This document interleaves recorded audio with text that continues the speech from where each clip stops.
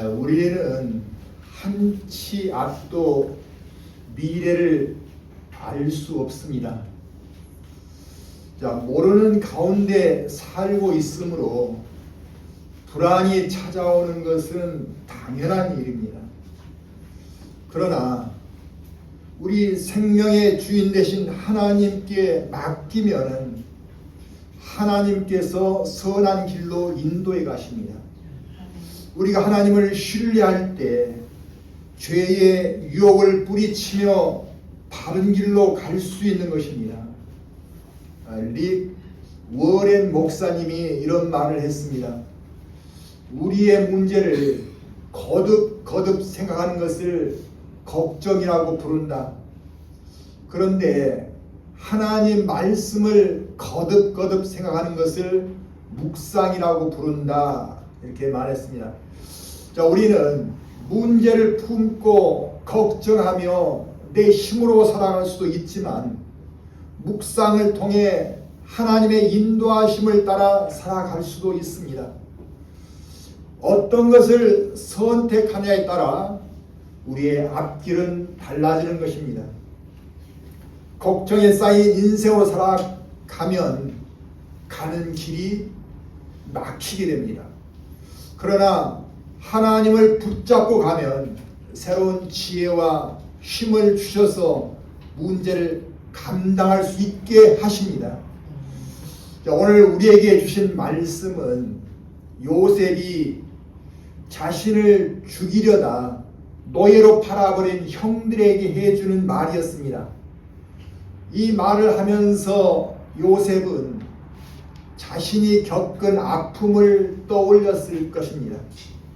어린 나이에 형들로부터 구덩이에 빠뜨려졌고, 밖에서 들어보니까 형들이 자신을 죽여버리자고 말했던 것입니다. 다행히 노예상이 지나가자 형들은 요셉을 죽이는 것보다 노예상에게 파는 것이 낫다고 여기면서 팔아버렸지 않습니까? 이후 요셉은 줄에 묶인 채로 끌려갔고 애국 왕의 친위 대장 집의 노예가 되었던 것입니다. 그런데 요셉은 많은 고난을 겪으면서 하나님을 붙잡는 사람이 되었습니다. 요셉은 항상 기도하며 모든 일에서 하나님의 인도하심을 깨닫고 감사로 살아갈 수 있었던 겁니다. 주인 보디발은 요셉이 하나님과 함께함으로 하는 일마다 잘된다는 것을 알게 되었습니다. 그래서 요셉을 자신 집을 다스리는 총무 자리에 앉혀 놓았던 것입니다. 그러자 그 집이 날마다 번성했다고 말합니다. 그런데 어느 날 여주인이 미남인 요셉을 유혹했는데 하나님을 두려워하는 요셉이 이를 받아주지 않자 여주인은 요셉에게 오히려 죄를 뒤집어 씌워서 감옥으로 보낸 일이 일어났습니다. 그러나 죄를 짓지 않은 요셉은 감옥에서도 하나님과 함께 할 수 있었습니다. 그래서 죄를 짓지 않는 삶은 중요한 것입니다. 죄가 없어야 하나님의 인도하심을 당당히 받을 수 있는 거예요. 간수도 요셉이 착한 것을 보고는 요셉에게 감옥의 사물을 다 맡겨주었습니다. 이때 마침 왕의 술을 관리하는 술 관원장과 음식을 관리하는 떡 관원장이 비리형으로 붙잡혀온 것입니다. 이를 알게 된 요셉은 그들과 친분을 쌓게 되었고 어느 날 그들이 꿈을 해명해 주면서 술 관원장은 복직할 것을 알게 되었습니다.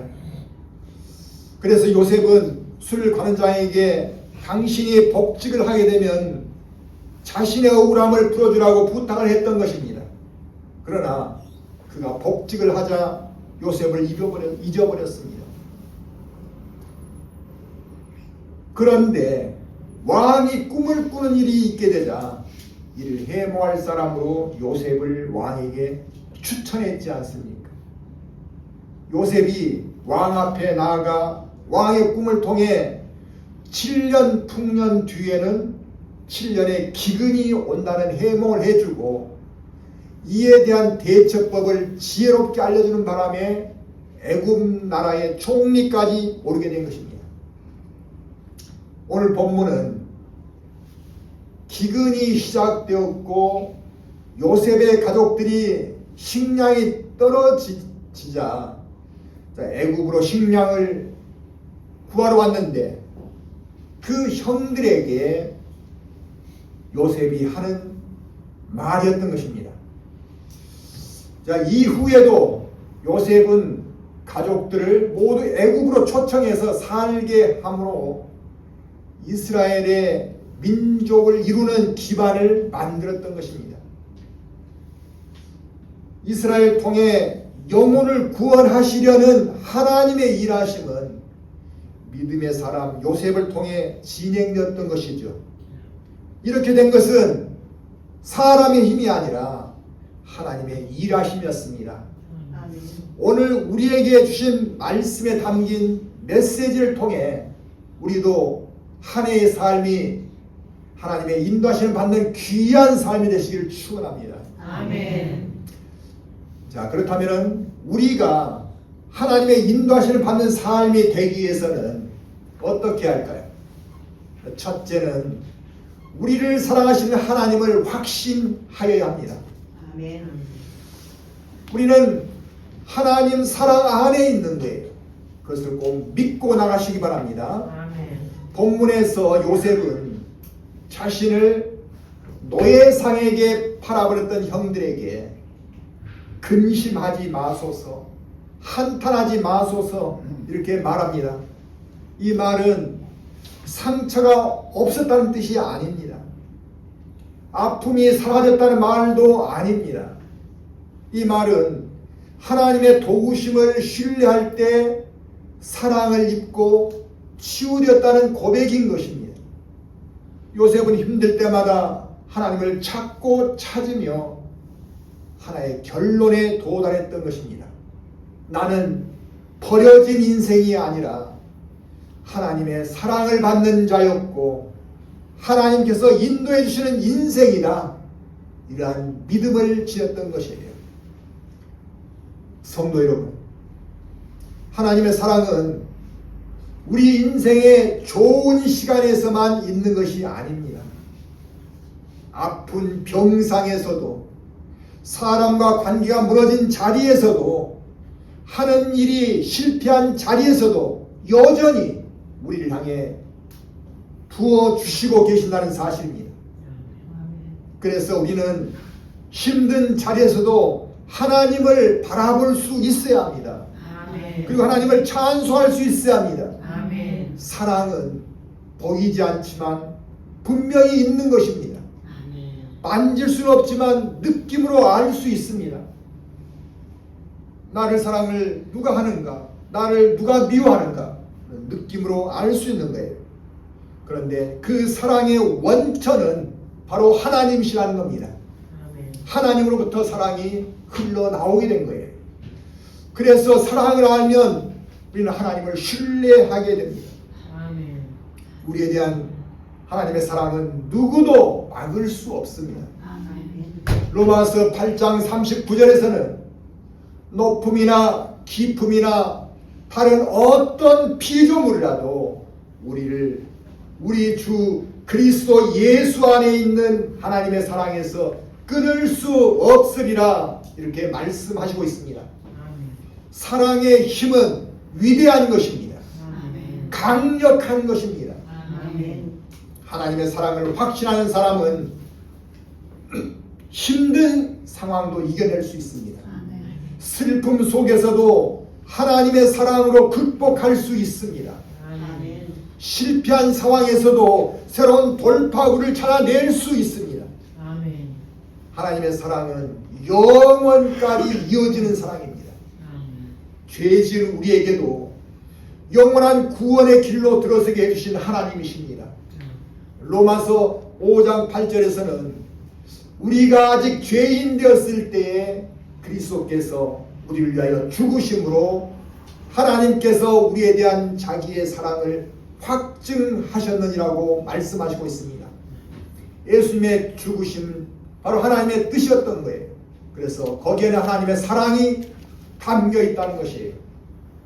하나님의 아들이신 예수님을 십자가에 죽게 하시면서까지 우리를 구원해 주신 하나님의 사랑이십니다. 그래서 하나님의 사랑을 붙잡는 사람은 하나님이 기뻐하시는 길로 나가게 됩니다. 아멘. 우리가 이 땅을 떠나면서도 붙잡아야 하는 유일한 것은 바로 하나님의 사랑밖에 없습니다. 아멘. 하나님은 우리를 영원까지 사랑하시기를 원하신다는 것을 믿고 하나님을 신뢰하시기 바랍니다. 아멘.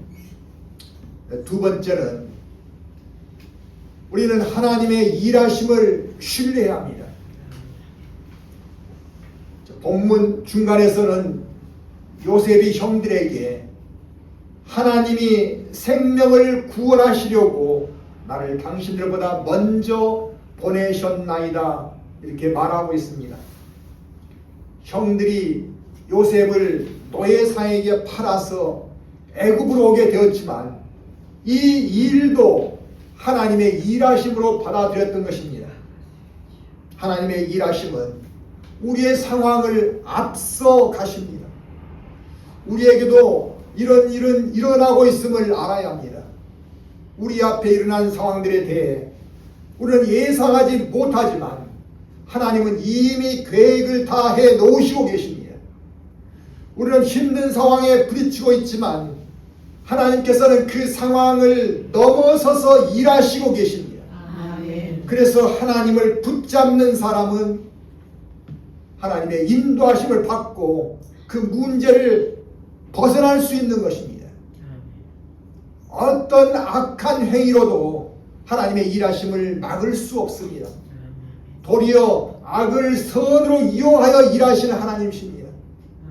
창세기 50장 20절에서는 요셉이 형들에게 이렇게 말하고 있습니다. 당신들이 나를 해치려 하였으나 하나님은 그것을 선으로 바꾸사 오늘과 같이 많은 백성의 생명을 구원하게 하시려 하셨나니 이렇게 믿음으로 말하고 있습니다. 요셉이 형들의 악한 행위로 노예로 팔려왔을 때 하나님께서는 요셉에게 하나님을 찾는 자로 이끌어 주셨던 거예요. 두려움을 또한 기도로 이기는 사람이 되게 하셨습니다. 그래서 항상 하나님과 함께하는 믿음의 요셉이 되게 해주셨던 거예요. 요셉이 감옥에 있을 때에도 요셉의 성품을 인내와 온유함으로 다듬어 주시고 감옥에 온 관리로부터는 정치하는 법도 배우게 하셨고 하나님은 어디에서도 함께 해주신다는 것을 알게 해주셨습니다. 그리고 하나님께서는 이 모든 것을 합하여 요셉이 백성을 구원하는 선한 자로 쓰임받는 자가 되게 해주셨던 거예요. 우리는 힘든 상황은 빨리 벗어나고 싶어 하지만 하나님께서는 우리를 쓰임받기에 적합하도록 만드시기를 원하십니다. 그래서 불가피 고난도 우리에게 허용하시고 계시는 거예요. 이사야서 55장 8절에서는 내 생각은 너희 생각과 다르며 내 길은 너희의 길과 다르다 이렇게 말씀하십니다. 우리는 우리의 욕구가 원하는 길을 찾으려 하지만 하나님께서는 하나님이 원하신 길로 우리를 이끄시고 계십니다. 그 길이 가장 바르고 우리의 영혼을 구원하는 길이 되기 때문입니다. 그 길로 나갈 때 우리는 하나님과 함께하며 하나님께 사랑받는 자가 되는 것입니다. 아멘. 우리가 힘들 때도 하나님의 인도하심 있음을 기억하시며 하나님을 찬송하시기 바랍니다. 아멘. 마지막 세 번째는 선하신 뜻을 이루시는 하나님을 우리는 확신해야 합니다. 요셉은 자신이 애굽에 팔려온 것은 하나님이 생명을 구원하시려고 자신을 보내신 것으로 받아들였습니다. 이로써 자신이 애굽의 총리가 된 것은 하나님께서 자신을 쓰시기 위함이라는 믿음이 있었던 것입니다. 그래서 영광을 자신이 갖는 것이 아니라 하나님께 돌려드리는 사람이 될 수 있었던 것입니다. 하나님께서는 믿음대로 일하신다고 하셨습니다. 지나고 보면은 우리에게도 힘든 시간들은 하나님을 붙잡는 시간이기도 합니다. 그리고 지나고 보면은 하나님 안에서는 고난까지도 버릴 것이 없음을 알게 됩니다. 그 고난들이 하나님 은혜의 빛을 받으면 생명을 구원할 수 있는 능력이 되어지는 것입니다. 복음을 전하다 죽을 고비를 여러 번 넘겼던 사도 바울은 고린도전서 15장 10절에서 나의 나된 것은 하나님의 은혜로 된 것이니라고 고백하고 있습니다. 고난을 불평한 것이 아니라 오히려 자신을 택해 주시고 써주신 하나님을 찬양했던 것입니다. 그리고 자신을 통해 하나님께서 일하시고 계시는 것을 영광으로 받아들였습니다.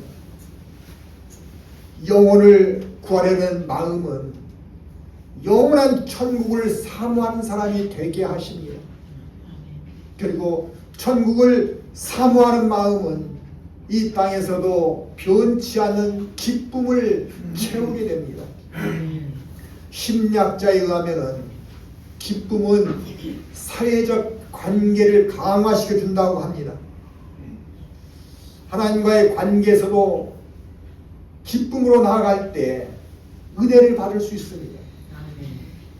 그리고 일상의 일에서도 기쁨은 에너지를 높여준다고 합니다.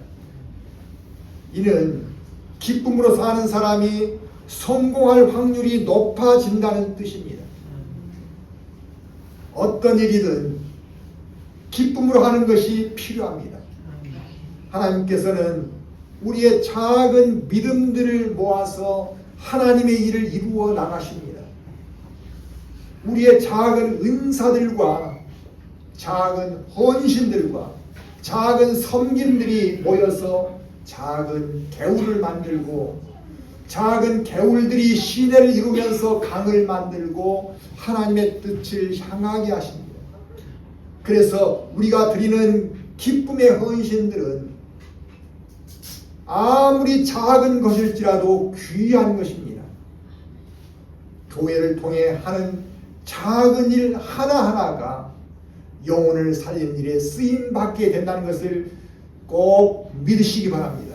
아멘. 그리고 헌신들은 하나님의 은혜와 연결되어 있습니다. 우리 힘으로 하는 것이 아니라 하나님께서 이끄시는 능력으로 하는 것입니다. 우리를 드러내는 것이 아니라 하나님을 드러내는 일이 되어야 합니다. 아멘. 억지로 하는 것이 아니라 기쁨으로 하는 일이 되어야 한다는 것을 꼭 우리가 챙기시기 바랍니다. 아멘. 우리가 그 은혜 안에 있음을 깨달을 때 우리 삶은 세상을 바라보는 삶에서 하나님을 바라보는 삶으로 나아갈 수 있게 됩니다. 아멘. 그리고 하나님께 영광을 돌리며 찬양한 사람이 될 수 있다는 것입니다. 아멘. 미국에 듀크 대학이라는 유명한 대학이 있습니다. 거기서 신학을 가르치는 케이트 보우르라는 신학자가 있습니다. 이분은 하나님을 믿으면 인생길을 복된 길로 갈 수 있다는 논리를 연구하는 학자였습니다. 그런데 35세로 아들을 키우던 그가 상하기 대장암 진단을 받았습니다. 우리가 흔히 말하는 말기 암 환자였던 것입니다. 의사는 걱정하는 그녀 앞에서 완치는 장담할 수 없지만 최선을 다해 봅시다 이렇게 말했습니다. 그 순간 그녀의 신앙은 무너진 것 같았다고 말했습니다. 그리고 하나님을 향해 이렇게 물었습니다. 하나님, 왜 나입니까? 나는 하나님을 연구했고 가르쳤고 예배했고 섬겼는데 왜 내가 암에 걸려야 합니까? 이렇게 불평을 했던 거예요. 하지만 의사의 치료 과정에 따라 그녀는 완치가 불확실했지만 혹독한 치료를 받아냈습니다. 어느 날 병실에서 그녀는 자신도 모르게 하나님을 향해 기도하고 있음을 알았습니다. 의도하지 않았지만 무릎을 꿇고 하나님을 향해 기도하고 있었던 거예요. 그런 생활이 진행되면서 그녀는 서서히 안정을 찾아가는 모습을 자신에게서 발견했다고 합니다. 이 상황을 통해서 하나님은 여전히 자신을 사랑해 주시고 계시던 사실을 깨달았던 거예요. 어느 날 간호사가 와서 이런 말을 했습니다. 다른 사람들은 이 상황이 되면은 절망하는데 당신의 표정은 늘 미소를 띠고 있네요. 이 말을 듣고서 그는 병실에 앉아서 하나님의 은혜는 붙잡는 자에게 향합니다 라는 책을 썼던 겁니다. 그는 책에서 말했습니다. 하나님의 은혜는 어떤 상황에서든 부어지고 있습니다. 우리는 그 은혜를 붙잡을 때 하나님과 함께 할 수 있습니다. 이렇게 말했습니다. 이후 그녀는 항암 주사를 맞아가면서 교회를 순회하고 간증자로 세워졌던 것입니다. 그리고 아픔을 가진 많은 사람들을 하나님의 은혜 안으로 들어오게 했습니다. 그리고 그녀는 오랜 투병으로 병을 이기고 일상으로 돌아왔던 것입니다. 어떤 상황이든지 하나님은 우리를 쓰시고 계신다는 사실을 받아들이고 영광을 드리는 삶으로 나가시기 바랍니다. 우리에게 힘든 삶, 고통의 삶, 슬픔의 삶도 하나님은 우리를 쓰시기 위해서 부르시고 있다는 것을 꼭 믿으시기 바랍니다. 사랑하는 성도 여러분, 우리 인생은 고난이 사라질 때만 하나님께 영광을 드리는 것은 아닙니다. 요셉이 노예 상태에 있을 때도 또 감옥에 있을 때도 그가 하나님의 은혜를 붙잡았습니다. 그랬듯이 우리도 어떤 상황에서도 내가 하나님 은혜 안에 있음을 깨달아야 합니다. 그리고 문제가 끝나지 않아도 이해가 되지 않아도 여전히 우리 눈에 눈물이 있어도 하나님께서는 나를 통해 일하시고 계시다는 사실을 잊지 마시기 바랍니다. 그럴 때 하나님은 우리를 귀하게 쓰임받게 해주실 것입니다. 그렇게 되기 위해서는 오늘 하나님이 우리를 사랑하신다는 사실을 잊지 않아야 합니다. 또 어떤 상황에서도 일하시는 하나님의 손길이 있음을 신뢰해야 합니다. 아멘. 그리고 모든 것을 선으로 이끄시는 하나님의 뜻을 확신해야 합니다. 아멘. 그 은혜의 삶으로 나가시는 우리 모두가 되시기를 주님의 이름으로 축원합니다. 아멘. 기도하겠습니다.